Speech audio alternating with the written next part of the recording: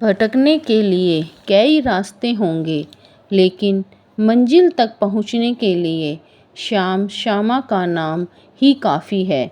विश्वास जीवन का सबसे बड़ा खजाना है, क्योंकि उसके बगैर ना तो प्रेम संभव है, ना तो प्रार्थना। मोर ने की प्रार्थना और श्री राधा ने दिया मोर को प्यार का सरोवर। आप सभी को राधे राधे। मैं फिर से लेकर आई हूँ एक और कहानी। उम्मीद करती हूँ ये सारी कहानियाँ आप सभी को अच्छी लगती होंगी। ज़रूर, तभी तो आप इतने ध्यान से और प्यार से सुनते हैं।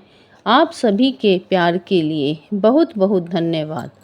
वृंदावन में एक मोर रहता था। वह मोर रोज श्याम सुंदर की चौखट पर बैठा रहता था और श्याम सुंदर जब भी आते जाते तो वह मोर एक ही भजन गाता था। श्याम सुंदर तेरे चरणों की धूल जो मिल जाए तो मेरा जीवन सुधर जाए।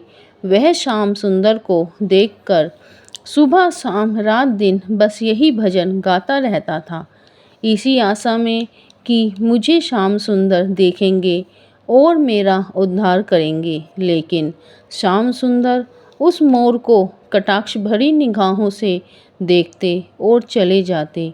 ऐसे ही मोर रोज चौखट पर बैठ जाता और भजन गाना शुरू कर देता।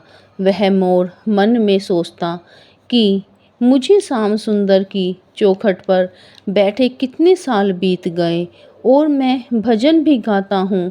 कभी भी श्याम सुंदर ने मुझे मुस्कुरा कर नहीं देखा और ना ही पानी के लिए पूछते हैं, ना ही खाने के लिए पूछते हैं। मुझे कभी गोद में लेकर सहलाया भी नहीं। मेरे पंख इतने सुंदर हैं, कभी मेरे पंखों की तारीफ भी नहीं की और मैं उन्हें देखकर नाचता हूँ, गाता हूँ। कभी मेरे पास भी नहीं आए और कभी पूछा भी नहीं कि तुम्हें इतने साल हो गए हैं मेरी चौखट पर आते हुए, भजन गाते हुए। तुम्हें क्या चाहिए? तुम्हारी इच्छा क्या है? कभी मुझसे पूछो तो। मेरे श्याम सुंदर बस कटाक्ष निगाहों से देखते हो। मेरा सब्र टूटता जा रहा है।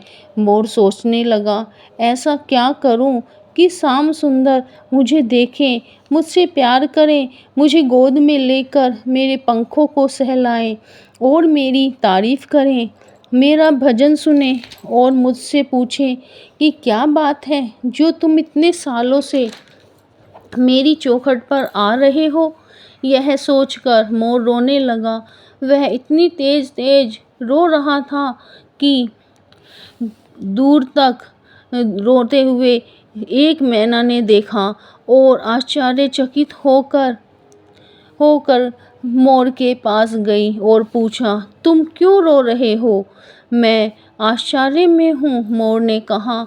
मैं रो रहा हूँ, इसमें आश्चर्य की क्या बात है?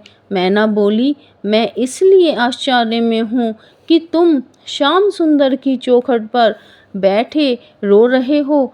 मैंने तो सुना है कि श्याम सुंदर सबकी सुनते हैं। फिर ऐसी क्या बात है जो तुम्हारी नहीं सुनी, इसीलिए तुम रो रहे हो? मोर ने सारा किस्सा मैना को बता दिया। मोर बोला, तुम कहाँ से आई हो? मैना बोली, मैं बरसाने से आई हूँ। हमारी राधा रानी तो मुझे बहुत प्यार करती है। बरसाने के जितने भी पशु पंछी हैं वह सब राधा राधा बोलते हैं और राधा रानी उन्हें अपनी गोद में बैठाती हैं, प्यार से सहलाती हैं। वहाँ के सभी पशु पंछी बहुत खुश हैं। तुम भी मेरे साथ बरसाने चलो। यहाँ इतने साल श्याम सुंदर को भजन सुनाए तब भी कुछ नहीं हुआ। मेरी राधा रानी को भजन सुनाना, तब देखना वह तुम पर कितना लाड प्यार बरसाती हैं। यहाँ आने का तुम्हारा मन ही नहीं करेगा। वह मोर मैना के साथ बरसाने जाता है। राधा रानी मैना से पूछती हैं, यह मोर कहाँ से आया है? मैना सारी बात बताती है। राधा रानी मोर को अपने गले से लगा लेती हैं और इतना लाड प्यार करती हैं, उसके पंखों की बहुत तारीफ़ करती हैं, उसे गोद में बैठाती हैं और कहती हैं मुझे वो भजन सुनाओ। मोर खुश हो जाता है और भजन गाता है, श्याम सुंदर तेरे चरणों की गर धूल जो मिल जाए, सच कहता हूँ मेरा जीवन सुधर जाए। यह भजन सुनकर राधा रानी मोर को अपने गले लगा लेती हैं और इतना लाड दुलार करती हैं, इतना करती हैं कि मोर की आंखों में जल भर आता है। राधा रानी से मोर कहता है, हे मेरी राधा रानी, मैंने तो एक बार ही यह भजन गाया है और आपने मुझे इतना स्नेह दिया कि मेरी आंखें नम हो गई। सच में मैं ना सही कह रही थी कि आप कृपालु हो, दयालु हो, करुणामयी हो। आपकी जय हो, राधा रानी की जय हो, राधा रानी आपकी जय हो। आपने मेरा इतना ख्याल रखा, खाना पानी दिया, मेरा हर तरह से ख्याल रखा। मैं तो इतने सालों से वृंदावन में श्याम सुंदर की चौखट पर भजन गाता, मगर उन्होंने मुझे एक बार भी नहीं पूछा, पानी तक भी नहीं पूछा, मुझे देखकर मुस्कुराते भी नहीं, इसीलिए मैं निराश हो गया। राधा रानी बोली, अब जैसा मैं कहूँ वैसा ही करना, फिर देखना। वृंदावन जाकर श्याम सुंदर की चौखट पर ये कहना, राधा राधा राधा राधा कहना, फिर देखना। वह मोर दूसरे दिन वृंदावन गया और श्याम सुंदर की चौखट पर बैठकर राधा राधा राधा राधा कहने लगा। तभी श्याम सुंदर नंगे पांव दौड़ते हुए आए और मोर को गले लगा लिया और पूछा, तुम कहाँ गए थे? मोर ने सब बता दिया।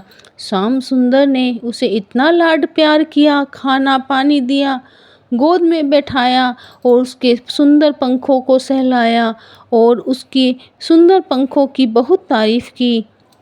मोर ने पूछा कि श्याम सुंदर, इतने सालों से मैं आपकी चौखट पर आता हूँ, आपके लिए भजन भी गाता था, मगर आपने मुझे एक बार भी मुस्कुराकर नहीं देखा और अब मैंने राधा नाम लिया तो आप नंगे पैर दौड़कर आ गए। मोर ने कहा, राधा नाम में इतनी शक्ति है क्या कि आपने मेरे मन की सारी इच्छा एक ही बार में पूरी कर दी। श्याम सुंदर बोले, मेरी राधा का नाम जो भी लेता है मैं उसके पीछे पीछे नंगे पैर दौड़े चला जाता हूँ और मैं तुम्हें आज एक वरदान देता हूँ कि आज से मेरे सबसे प्रिय मोर होंगे और मेरे मुकुट में मोर पंख जरूर होगा। अगर मोर पंख नहीं हुआ तो मेरा श्रृंगार और मेरा मुकुट अधूरा माना जाएगा।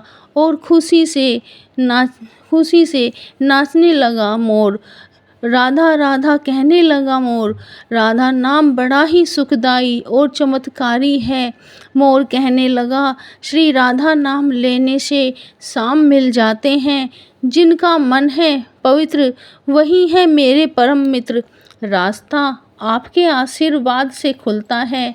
मेरे श्याम श्यामा हर व्यक्ति का विश्वास सबकी भक्ति जबकि भक्ति के अनुसार होता है।